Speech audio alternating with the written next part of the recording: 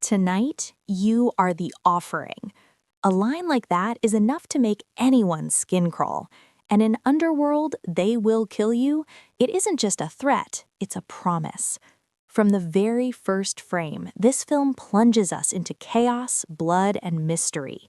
Directed by Russian filmmaker Kirill Sokolov, known for his darkly comic action horror, this movie isn't just about gore, it's about survival, vengeance, and confronting evil that seems unstoppable.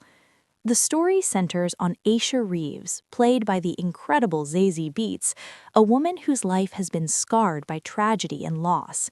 Recently released from prison, Asia is determined to reconnect with her younger sister Maria, who was taken from her years ago under violent circumstances. The reunion she longs for will not come easily. Asia's search for a fresh start leads her to a job at the Virgil, a towering, luxurious Manhattan high-rise. It looks beautiful from the outside, but inside, something is terribly wrong. Locked doors, eerie corridors, strange residents who watch her every move. Even the decor feels sinister. Ritualistic symbols, candles, and the faint whisper of secrets better left untouched. No one could have prepared Asia for what she finds that first night. Just hours after moving into her new apartment, three masked intruders, playing by Tom Felton, Heather Graham, and Patterson Joseph, break in. Their goal? To capture and sacrifice her as part of the Virgil's dark, centuries-old rituals. But here's the twist that changes everything. Asia is not your average victim. Years in prison hardened her. She trained herself in combat, honing her body into a weapon. And now, armed with a machete, a shotgun, and a determination that refuses to die, she's ready to fight back. What starts as a simple housekeeping job explodes into a fight for survival, where every hallway, every floor of the Virgil is a new battlefield. The stakes? Not just her life, but the life of her sister. The opening scene sets the tone for what's to come: stylized, brutal, and unapologetically violent action, with influences from Kill Bill, The Raid, and Lady Vengeance. But even in this chaos, Sokolov gives us glimpses of Asia's humanity, the guilt she carries for leaving Maria behind, the fear beneath her rage, and the raw drive to protect the family she's lost. And just when you think the danger is contained, it gets worse. As Asia fights her way through her first night in the Virgil, she quickly realizes something horrifying. The residents cannot die. Every attacker she kills regenerates, limbs reconnect, bodies reassemble. Death has no meaning here. The Virgil isn't just a building, it's a controlled ecosystem, a monstrous experiment fueled by a pact with the Dark Lord, immortality in exchange for human sacrifices.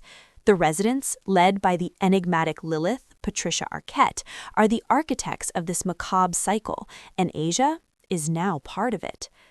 Floor by floor, the stakes rise. Each encounter is deadlier, more unpredictable. Asia uses every improvised weapon at her disposal, chairs, axes, even the environment itself to survive. The fights are kinetic, almost balletic, and the camera doesn't hold back, letting us feel every punch, stab, and explosion. But Asia's journey isn't just physical. Every corridor reminds her of her past. The rain outside mirrors the night she fled her violent father, leaving Maria behind. Her guilt drives her forward, fueling every swing of her weapon and every calculated move she makes. Amidst the carnage, Asia finally finds her sister, Maria. But the reunion isn't simple. Maria has been integrated into the Virgil, unknowingly aiding the cult's dark operations. The sisters' bond is tested. They must navigate not just physical traps, but emotional trauma, fear, and suspicion. No one expected what happens next. The cult's supernatural abilities make every floor a new nightmare. Asia kills, decapitates, burns, and still the bodies rise. Even in her moments of victory, the cycle resets, reminding her and the audience that conventional combat is useless against immortals. And Sokolov isn't just about shock and violence. He injects dark humor, from a rogue eyeball flopping across the hallways to absurdly over-the-top decapitations. The film winks at the audience, teasing us with chaos and spectacle. Yet, for all its style, the emotional core lies in the sisters. Asia isn't just a killing machine, she's a protector, willing to go through hell to save Maria. Every fight carries emotional weight, even if the blood-soaked carnage might suggest otherwise. Just when it seems Asia has figured out the Virgil, the film hits its biggest twist. The cult members she thought she had defeated aren't just alive, they're enhanced. The pact with the Dark Lord doesn't just give immortality, it gives powers beyond comprehension.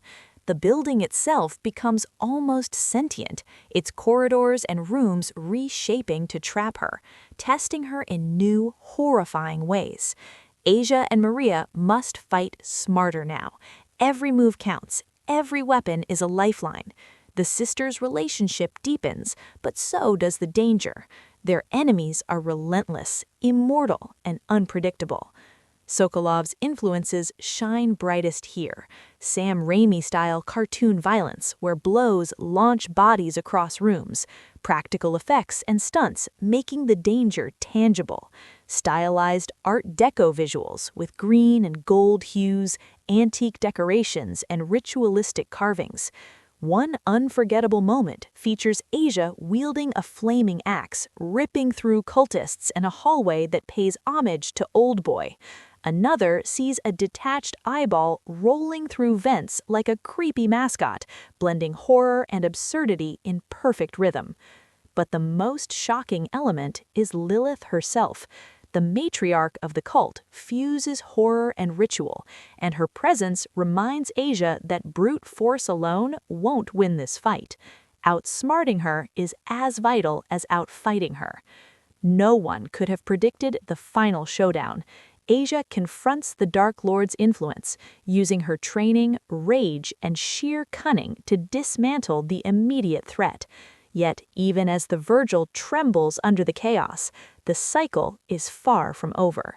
In the final act, Asia rescues Maria, but the Virgil and the Immortality Pact remain intact. The building stands as a symbol.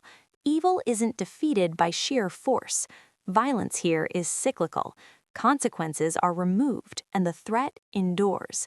The ending is intentionally unresolved. Asia survives, Maria survives, but the horror is ongoing. The film explores themes of guilt, survival, and systemic evil, cloaked in hyper-stylized violence. Immortality removes consequence, turning every battle into a spectacle rather than a resolution. For viewers, it leaves one question lingering: will they fight again? The Virgil is more than a building. It's a machine, a system, a universe unto itself. The cycle can't be fully broken, and Asia's journey is a testament to courage, resourcefulness, and relentless determination. Zazie Beetz shines, embodying both fury and humanity, grounding a story that could easily have been pure chaos. Kirill Sokolov's direction keeps every sequence thrilling, terrifying, and over the top, blending practical effects, inventive choreography, and surreal imagery. So, what's the takeaway? They Will Kill You is more than an action horror movie. It's a roller coaster of suspense, spectacle, and emotion. It's violent, grotesque, absurd, and yet endlessly compelling. If you enjoyed this breakdown of Underworld They Will Kill You, make sure to hit subscribe for more cinematic deep dives. And remember, tonight in the Virgil, you might just be the offering.